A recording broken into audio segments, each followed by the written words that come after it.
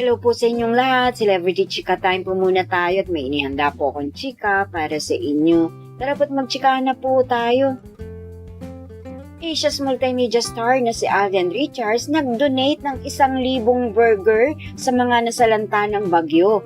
Yes, mga celebrity chika time, yan po ang ichichika ko sa inyo. Nalubos rin pong usap-usapan ngayon sa social media ng mga netizens, lalong-lalo na nga po ng mga followers at supporters ni Alden. And of course, bago po tayo dumako riyan, nais ko po munang batiin ang ating bahay, team abroad at mga seniors natin dyan. Shout out po sa inyong lahat at happy Friday po.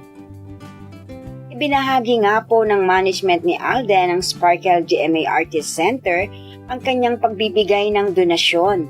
Yes po, ayon po sa post ng Sparkle GMA Artist sa kanilang social media account, Luke Alden Richards extended his help to the citizens of Navotas by donating 1,000 burgers and potable water to the victims of Typhoon Karina. Ayan nga po, nakisa po si Alden at ang kanyang McDonald's sa pagbibigay nga po ng tulong sa mga nasalanta ng bagyo. At ayon nga rin po sa Asia's multimedia star na si Alden Richards, masaya akong makapagpadala ng tulong para sa mga biktima ng bagyong Karina. Maraming salamat din po sa GMA Kapuso Foundation volunteers at sa lahat ng nagpapaabot tulong para sa ating mga kababayan. Kasama po kayo sa aking mga panalangin. Naway lahat po kayo ay maging matatag at sabay-sabay na makabangon agad. Ayan nga po, marami po ang humahanga sa Asia's multimedia star na si Alden Richards sa pagiging matulungin. Kilalang-kilala po si Alden diyan na very matulungin nga po at napakabait.